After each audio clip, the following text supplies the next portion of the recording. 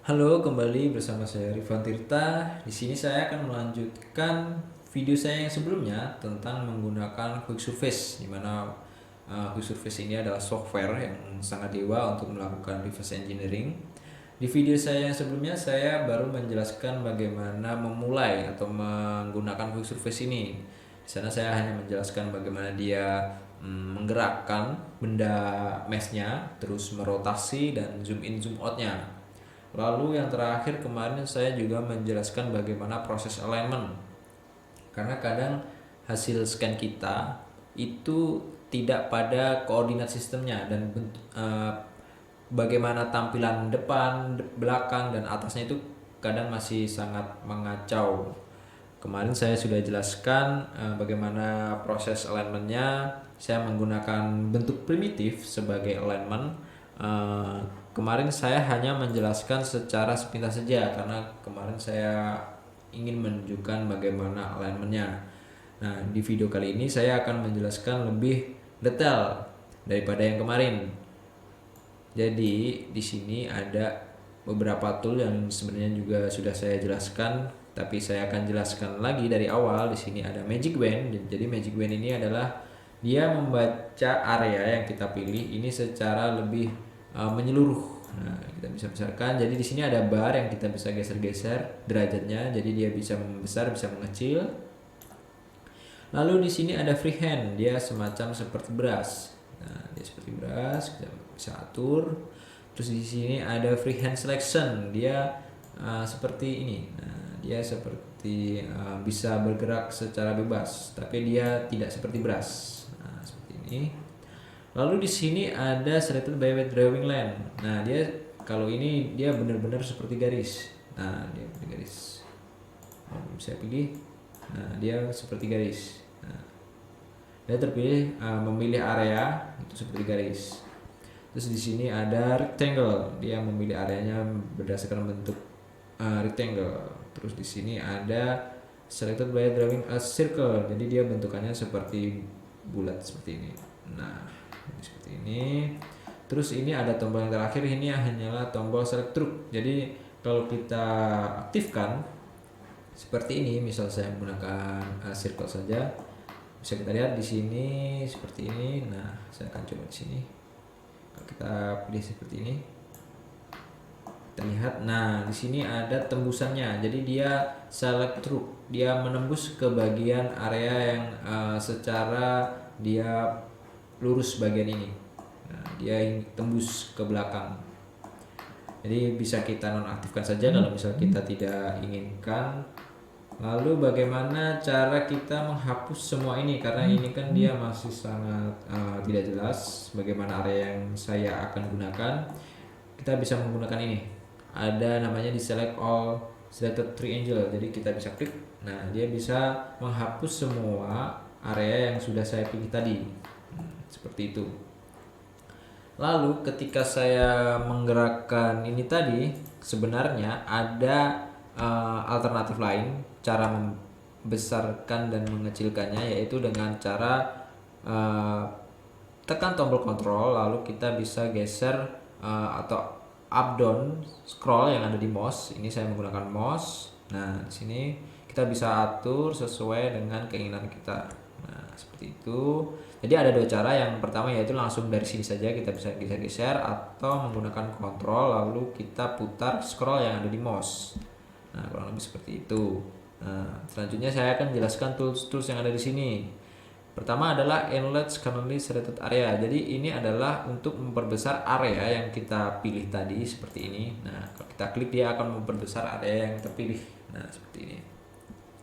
Lalu di sini ada shrink currently selected area. Ini adalah kebaikan dari enlarge. Jadi dia akan memperkecil area permukaan. Nah, dia akan memperkecil. Terus di sini ada isolasi. Jadi bagian-bagian yang terpilih ini dia akan terisolasi, dan bagaimana bagian-bagian tidak terpilih dia akan terhidden, bukan hilang. Kita klik. Nah, ini dia hanya memilih bagian yang kita pilih tadi. Terus bagaimana cara memunculkannya kembali bagian-bagian yang hidden? Kita menggunakan ini, show all hidden triangle if any. Nah, ini dia akan kembali muncul. Lalu ada satu lagi di sini, ada namanya hide serta triangle. Jadi ini adalah kebalikan dari isolasi. Bagian yang ini yang kita pilih nantinya dia akan terhidden. Jadi kalau kita klik, nah dia akan seperti ini, bolong, nggak ada bagiannya, tapi ini tidak hilang, dia hanya terhidden. Lalu kita bisa aktifkan kembali atau munculkan kembali dengan ini sama seperti tadi. Nah, jadi kurang lebih tools-tools yang ada di sini kegunaannya seperti itu. Lanjut, saya coba klik di sini untuk melanjutkan. Terus saya pilih plane. Nah, di sini.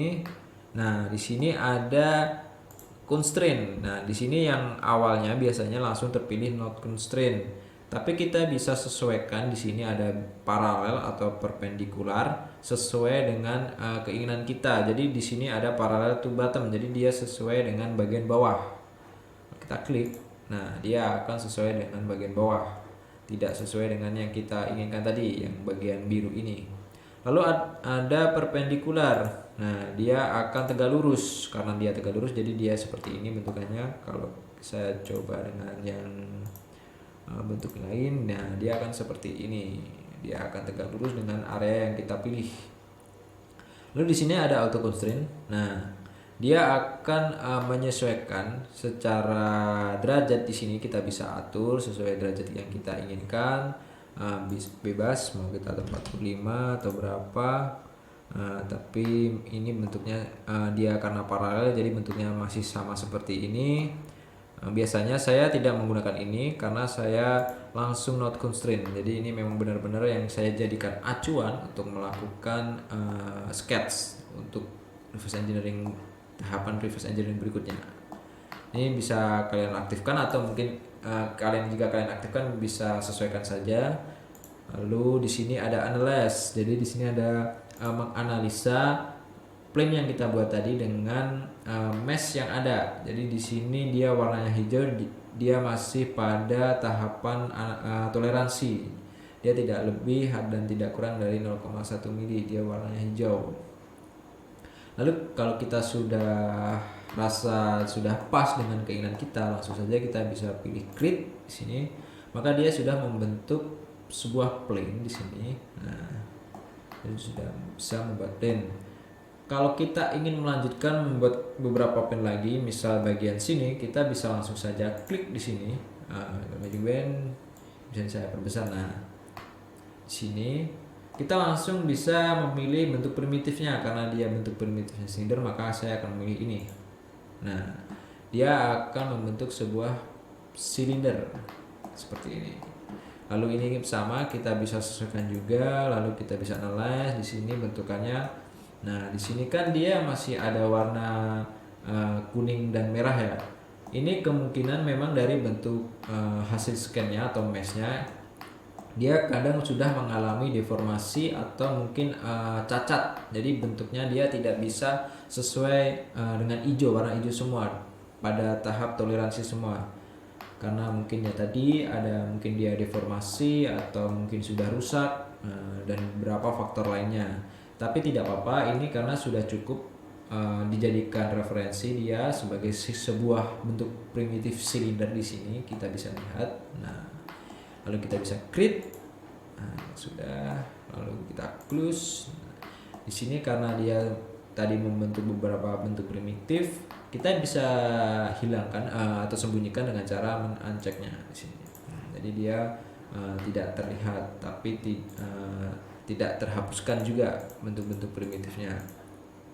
Sebenarnya kalau kita mau memilih permukaan saja, kita bisa menggunakan mesh edit, memilih bagian mesh yang kita pilih, yang kita inginkan. Kadang saya hanya menggunakan ini untuk men-sket bagian-bagian yang mungkin bagian dalam itu jadi tidak terlihat kalau kita tampilkan semua, misal saja seperti ini. Nah, ini kalau kita klik dan beberapa bagian dia akan terpilih tapi tidak memberikan bentuk primitifnya. Dan ini juga tidak merubah bentuk-bentuk dari primitif yang sudah kita buat tadi. Jadi ini memang hanya untuk memilih mesh saja, bagian-bagian mesh saja. Jadi saya biasanya ini jika saya ingin berfokus pada bagian-bagian ini, saya bisa langsung isolasi seperti ini. Nah, jadi saya bisa fokus untuk sket bagian ini. Biasanya kalau seperti ini untuk revolve. Jadi kita bisa close. Nah, seperti ini. Terus bagaimana cara mengembalikan lagi, kita bisa balik. Terus kita tunjukkan lagi soal hidden. Nah, jadi kurang lebih sama seperti itu. Cuma bedanya dengan extract primitif, dia tidak memberikan bentuk primitifnya. Dia hanya memilih saja di mesh edit ini.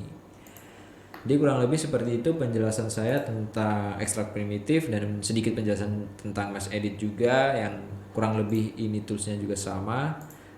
Bagaimana tahapan selanjutnya, tunggu saja di video saya yang berikutnya. See you.